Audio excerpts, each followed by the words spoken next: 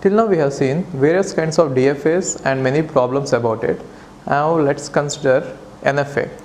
NFA is non-deterministic finite automata. NFA, non-deterministic.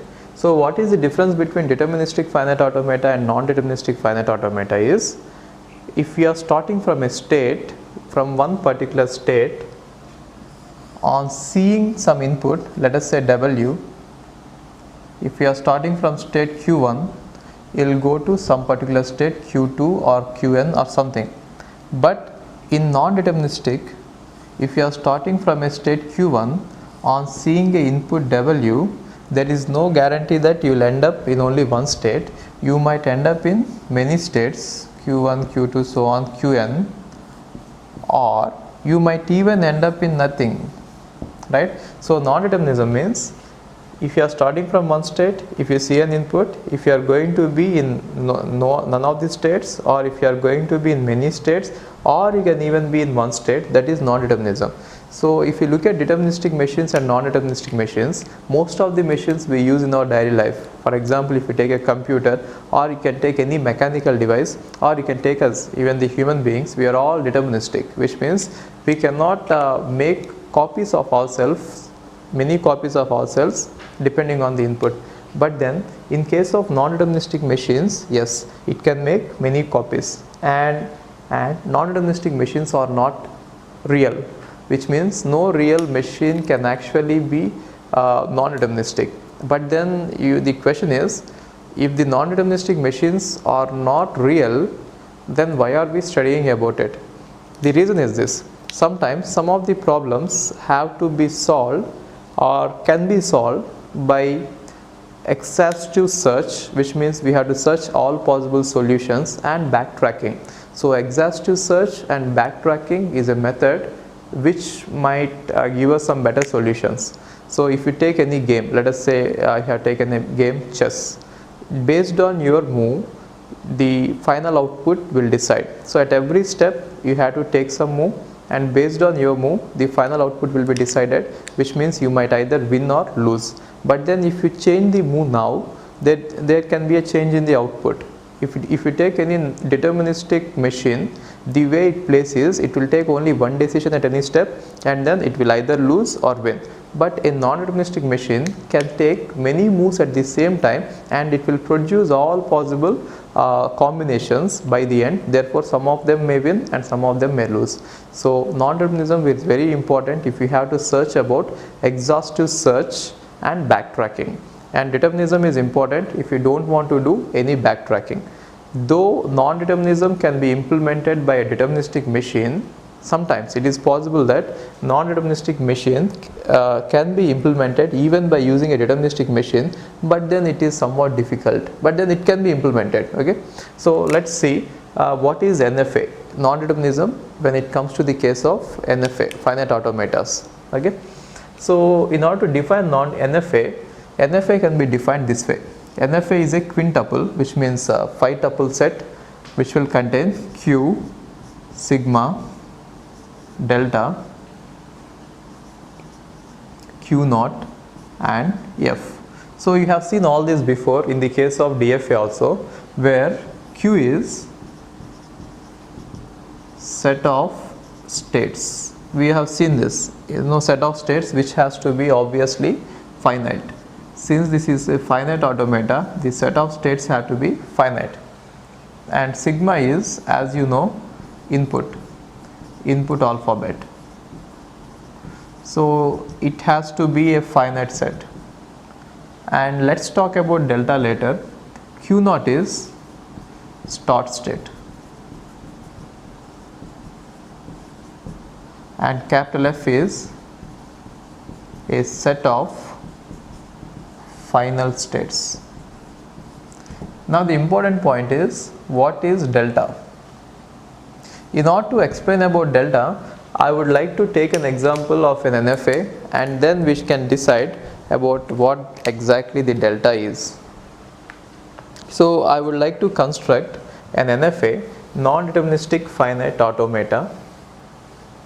See this, I want to construct an NFA, non-deterministic finite automata, where it accepts the language in which every string ends with a small a, and let us consider sigma equal to a comma b. So the construction of NFA is very simple compared to construction of DFAs, and when you have to consider a DFA, it is somewhat difficult, but then once you learn about NFA, you will definitely say that NFA is very much easier compared to DFA. So if you have to accept all these strings which are going to end with small a, then you can draw it this way. String can start with anything, but it has to end with a, then only I am going to accept it. So let us name them as A and B. If you observe it, it is definitely not DFA, because on capital B, the state capital B, I didn't decide about the inputs, which means what happens if I get a or B. Moreover, if you look at capital A, I am giving you two ways. One is on seeing small a, you stay in the same state or go to the next state. So I'll show you how the acceptance is being done. Now let us enumerate the language.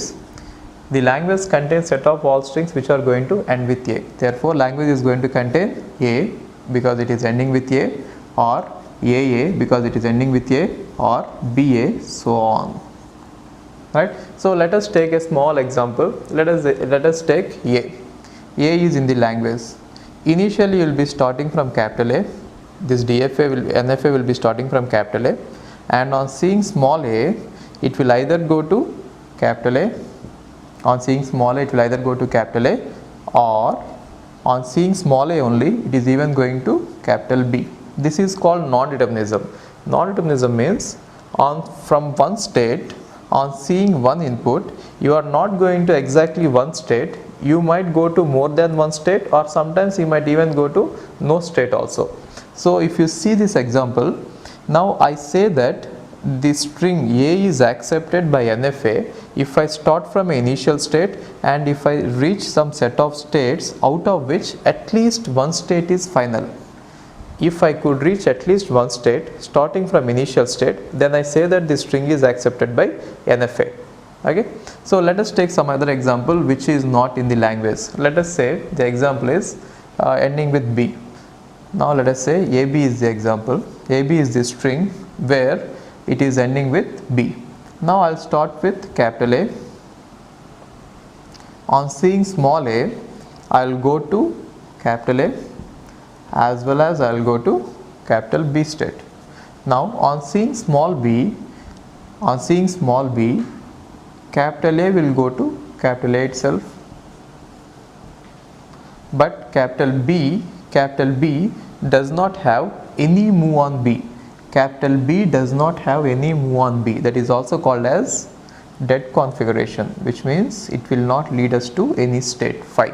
So finally we ended up only in one state, which is A, and A is a non-accepting state. Therefore AB is rejected because from starting from initial state capital A, I am not able to reach any of the final states. Therefore AB is rejected, right? And you can see the non-determinism here.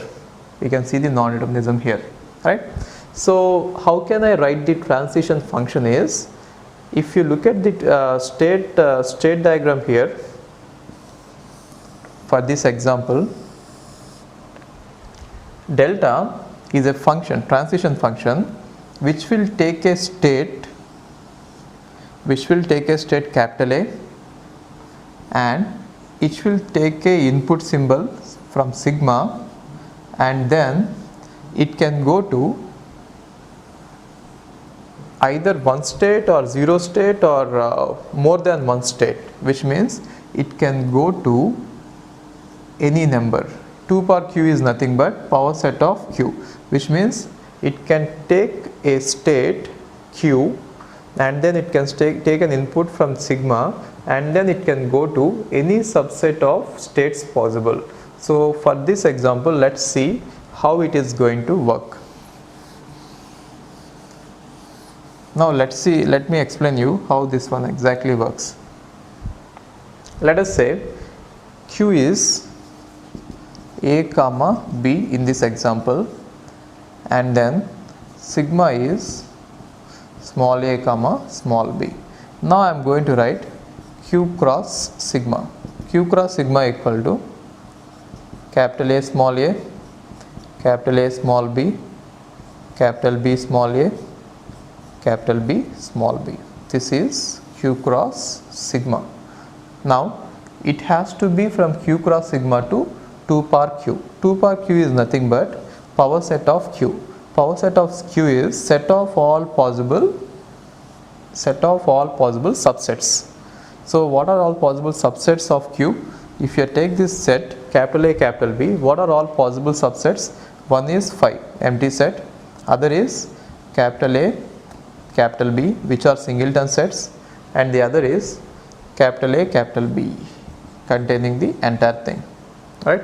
So if you see this Q cross A like this, just look at the diagram. Capital A on small a, where is it going? Capital A on small a is going to either A or B. So what is the state? This one, AB. And capital A on small b is going to only A. And capital A and capital B on small a is not going anywhere, which means 5. And capital B on small b also goes to 5. Therefore, if you see this diagram, it is actually showing you this relation. This is the main difference. This is the main difference between NFA and DFA. If you look at DFA, delta is from a state on looking at a symbol, I'll go to only one state. From a state on looking at a symbol, I'll go to one state. But if you look at NFA, from a state on looking at a symbol, I'll go to some subset of states which are possible. So 5 can be possible, or singleton sets can be possible, or even the entire thing can be possible, right? So maybe if you look at these two, you may even understand that Q is also a part of 2 power Q. Therefore, you can say that every DFA is NFA. Every DFA is